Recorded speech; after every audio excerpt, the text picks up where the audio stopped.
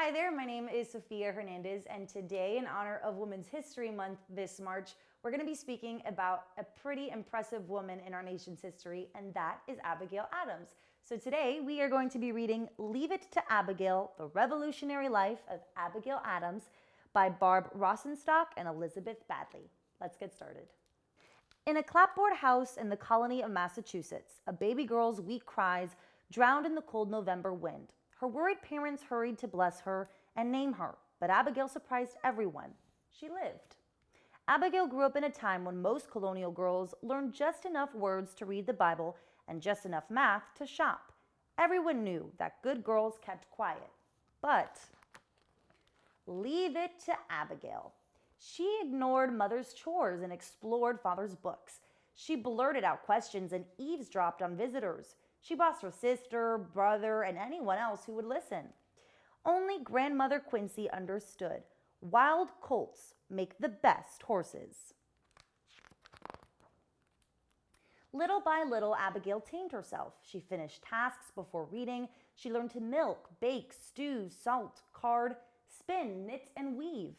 Abigail banked fires, raised chicks, and brewed herb medicines. Everyone knew she would marry a prosperous minister. But leave it to Abigail. She met a struggling country lawyer named John Adams. She teased him with her bold opinions in letter after letter. She insisted on marrying the man she loved. Abigail stitched shirts, dipped candles, and rocked their babies while John ran their farm and practiced law from the house. She reviewed John's notes on cases and clients. Soon he opened a second office 10 miles away in Boston. Abigail packed up the family and moved with John farm to city, city to farm, and back again. Out her city window, Abigail saw Boston marching toward rebellion. England's King George forced American colonists to pay taxes on everyday items, for sugar, then tea, glass, paints, even paper. But colonists had no say in how their taxes were spent by England's government. People boycotted, leaders organized. The king blocked Boston Harbor, sent soldiers and ships to keep the colonies quiet. Riots broke out, people died. And you can see the riots here. John wrote articles supporting colonial rights. Abigail shaped John's words and shared her opinions. The colony's leaders decided to meet. Would they fight for independence? John left for his Continental Congress in Philadelphia, 300 miles away. Everyone knew that a woman couldn't manage a farm alone. But leave it to Abigail. She dug potatoes and hired farmhands to mend fences and harvest hay. She preserved food and taught all 4 children. She fed the militia and housed refugees fleeing Boston as the war for independence spread. Across Massachusetts Bay, the British cannons roared. Abigail turned worries into words. She wrote to family, friends, and always to John. He called her reports about troop movements and supplies clearer and fuller intelligence than I can get from a whole committee of gentlemen. Abigail wrote about women too. She knew America's revolution depended on wives, mothers, and daughters. Without them, no meals, uniforms, or blankets. Women raised money, hauled water, and nursed injured soldiers. They spied, some fought. Just before the Declaration of Independence was signed, Abigail wrote John her boldest letter yet. America's women deserved rights too. John thought she was joking. Abigail was not amused. The tiny American army lost battle after battle. Congress sent John to France to ask its king for help. He took their oldest son along but left Abigail at home with their other children. Everyone knew that a mother couldn't support a whole family. But leave it to Abigail. She sold the city house and rented out the farm's fields. She bargained for food and bartered for wool. She sold European lace and ribbons and invested a tidy sum.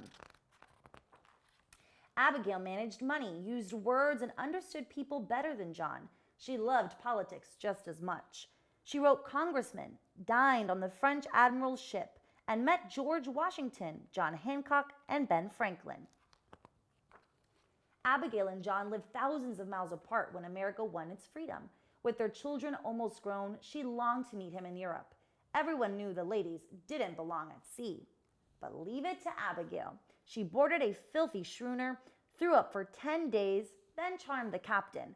She ordered the ship scrubbed from gangplank to galley, unpacked her own dishes, and whipped up tasty puddings. She survived wild storms, watched the night waves glow, and memorized the sailors' names. Still, after 30 days at sea, she'd never been so bored in her life.